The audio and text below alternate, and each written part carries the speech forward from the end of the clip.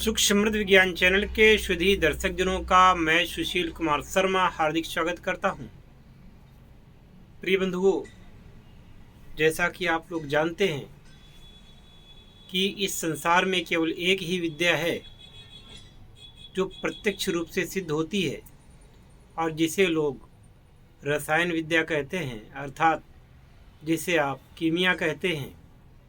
रस रसायन का ज्ञान पूरे संसार को भारतवर्ष ने दिया और 5000 पुराने ग्रंथों में, जैसे कि चरक संहिता इत्यादि बहुत सारी जो ग्रंथ हैं, इसके पहले भी अथर्ववेद में आयुर्वेद को सम्मिलित किया गया। अथर्ववेद में तंत्र साहित्य भी था, मंत्र भी थे, योग भी था और आयुर्वेद भी उसमें सम्मिलित किया गया। हालांकि पृथक रूप से आयुर्वेद को अलग से पंचम वेद की श्रेणी में रखा गया, लेकिन ये प्रेरित वेदों से ही है और ऐसा वैदिक ज्ञान जो कि इस संसार पर, इस धरा पर ईश्वर के द्वारा आया। आप लोग जब चैनल देखते होंगे, कोई भी चैनल देखते हों, जैसे कि रामायण, महाभारत, ओम नमः शिवाय या जो भी इस प्रकार के धार्मिक चैनल हैं, उनको आप देखते होंगे तो आप ये देखते होंगे कि उस समय के जो देवगण थे,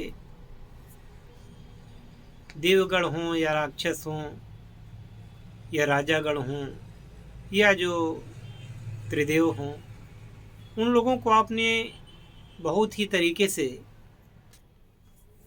आभूषणों से युक्त मुकुट देखे होंगे।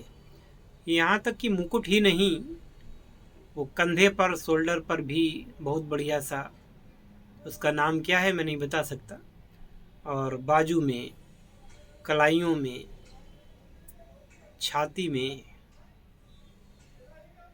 और इस प्रकार से कई जगहों पर वो स्वर्ण आभूषणों से युक्त कवचों को धारण किया करते थे। उस काल में चूंकि लोहे का आविष्कार नहीं हुआ था, उस काल में आविष्कार नहीं मतलब लोहे के बारे में लोग परिचित नहीं थे। वो ताम्र युग कहा जाता है, जब तांबे से निर्मित सामग्रियां ज़्यादा होती थीं और स्वर्ण निर्मित भी होती थीं, रजत यानी कि चांदी युक्त भी होती थीं, तो बहुतायत में, यहाँ तक कि रथ इत्यादि भी सोने चांदी के हुआ करते थे। कालांतर में जब लोहे की जानकारी हुई, व्यक्ति के पास लोहा आया, तब थोड़ा सा बदला और लोहे की चीज़ें बनने लगी। उस काल में भी जबकि मानव को इन खानों का ज्ञान नहीं था, जिस प्रकार से आजकल सोना चांदी निकलता है, इतना ज्ञान नहीं हुआ करता था। इसके बावजूद ये देखा जाता है कि उस काल में स्वर्ण बहुत ही ज़्यादा था। राजाओं के पास में, देवताओं के पास में, राक्षसों के पास में सब स्वर्ण, और स्वर्ण को उस समय मुद्रा समझा जाता था। स्वर्ण के पहले गौ मुद्रा होती थी, गाय। किसी को कुछ लेना देना होता था तो उन गायों को विनिमय के द्वारा किया करते थे, यानी कि अमुक सामग्री लेनी है तो गाय दे दी और गाय ले ली। कालांतर में स्वर्ण, रजत, कांस्य ये सब आए धीरे धीरे। तो उस काल में सवाल उठता है कि स्वर्ण इतना कैसे था, चांदी इतनी कैसे थी। उसका एक ही उत्तर है कि आज का जो विज्ञान है उससे कहीं अच्छा विज्ञान उस काल में होता था। तो स्वर्ण बहुतायत में पाया जाता था। एक मैं आपको आख्यान देता हूँ कि एक बार एक ऋषि थे, उनके पास एक गरीब ब्राह्मण जाता है और वो गरीब ब्राह्मण ऋषि के पास विद्या अध्ययन करता है। गरीब जानकर के ऋषि उससे दक्षिणा नहीं मांगते हैं, तो वो कहता है कि गुरुदेव मुझे तो दक्षिणा चाहिए ही, मैं तो दक्षिणा आपको दूंगा ही। ऋषिवर बोले कि बेटा तुम इस लायक नहीं हो, तो दक्षिणा आप मत दीजिए, मैं आपको ऐसे ही घर भेज देता हूँ। परंतु वो भी अड़ गया, बोला कि नहीं गुरुदेव भाई, दक्षिणा तो आपको लेनी चाहिए। गुरुदेव ने सोचा कि इतना ये हट कर रहा है, तो गुरुदेव को थोड़ा सा क्रोध आ गया। तो उन्होंने कहा कि अच्छा ऐसा करो, इतना जैसे कोई आदमी एक हाथी के ऊपर चढ़ करके और कोई कंकड़ आकाश की ओर उछाले और जितनी दूर तक वो आकाश में जा सके इतना ऊंचा सोने का ढेर चाहिए,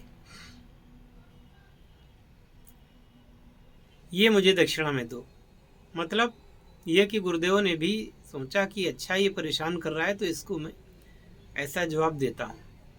अब उसने गांठ बांध ली, उसने सोचा कि अब गुरु दक्षिणा तो देनी है, कैसे देनी है। और कहते हैं जहाँ चाह वहाँ राह। तो वो अयोध्या में आता है। अयोध्या के महाराज उस समय थे,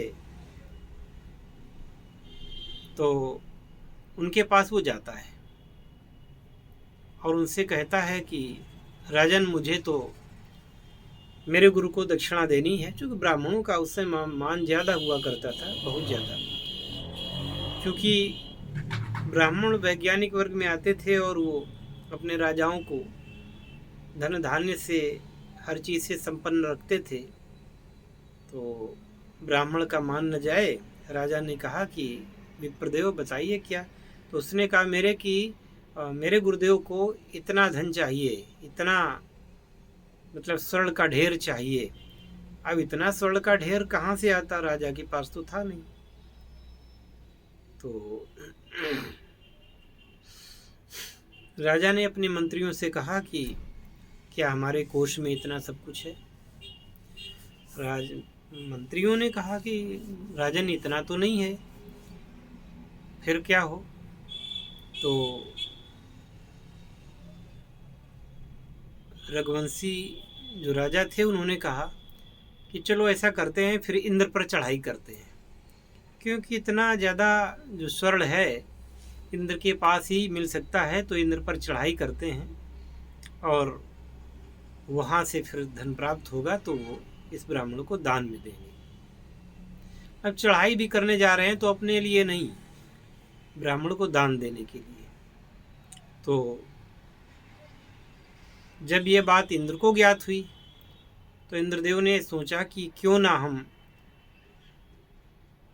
उनका भंडार ही भर देते हैं और राजा को, ये चूँकि रघुवंशी राजा हैं, ये सब मेरे हमेशा काम आते हैं और मेरे साथ जो है राक्षसों से युद्ध करते हैं, तो इनके साथ हमें बिगाड़ नहीं करनी है। तो इंद्र ने क्या किया कि रातों रात कुबेर से कह करके उससे कहीं दुगना खजाना उनके राजकोष में जमा करवा दिया।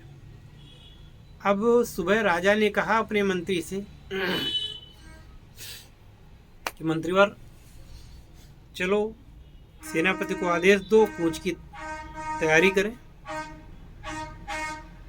तो तब तक कोषागार से एक दूत आता है, उसने कहा कि महाराज चमत्कार हो गया। क्या हुआ? बोले आपका राजकोष तो जितना स्वर्ण मांगा गया है उससे कहीं अधिक भर गया है, तो अब इंद्र पर चढ़ाई करने की जरूरत ही नहीं है। महाराज ने कहा अच्छा, देखा तो वास्तव में सही था। तो उन्होंने उस ब्राह्मण को उतना धन दान में दे दिया जो कि उसने जाकर के अपने गुरुदेव को दे दिया। तो ये जो है पौराणिक आख्यान, लोग जो विदेशी मानसिकता से प्रेरित हैं वह लोग ऐसी बातों को नहीं मानते, और यही कारण है कि भारत का पतन होते चला जा रहा है। अब ये जो स्वर्ण इतना आता था, तो उसका स्रोत क्या था? उसका स्रोत जिसे आज हम कीमिया कहते हैं, ये ऋषि परंपरा में यही रस रसायन का स्रोत था उस समय। और राजाश्रित जो मुनिगण होते थे, रसायनज्ञ होते थे, वो उनके यहाँ पर इन कार्यों में लगे रहते थे। आप किसी भी गांव के बाहर या किसी कस्बे के बाहर, जहाँ खेड़ा जिसको कहते हैं, जहाँ ऊंचा, यानी कभी जहाँ अगर राजमहल रहा हो, कहीं राजमहल रहा हो या कहीं पे किसी सामंत का गढ़ रहा हो, यानी कि लोग ऊंचे स्थान पे रहते थे, तो ऐसे टीलों पर आप जाकर के कभी देखिएगा तो वहाँ आपको फूटी हुई गगरी, मिट्टी के घड़े के टुकड़े आप इतने ज़्यादा मिलेंगे कि आप ये सोचेंगे ये सब क्या है, ऐसा क्यों होता था कि यहाँ पर इतने घड़े टूटे हुए के मिलते हैं। तो उसका यही है कि एक तो राजाओं के पास बहुत सारी स्त्रियां होती थीं, तो उनके वैद्यगण लगे रहते थे, तिले कुश्ते भस्म और तमाम चीज़ें बनाते, बाजीकरण की चीज़ें। एक एक राजा के पास सैकड़ों रानियां हुआ करती थीं, तो उनसे वो रथ क्रीड़ा में पराजित ना हो इसलिए वहाँ पे दवाइयाँ बना करती थी वो। और दूसरे ये कि कीमियागर लगे रहते थे और अपने राज्य को धन संपन्न किया करते थे। तो आज ये है, कैसा आपको वीडियो लगा कमेंट में अवश्य लिखना। और कीमिया के लिए सबके दरवाजे खुले हैं, बल्कि कहना चाहिए कि सबके लिए दरवाजे खुले हैं। इस विद्या को सीखें, दूसरों को प्रेरित करें। जय शिव शंकर, जय भोलेनाथ, हर हर महादेव।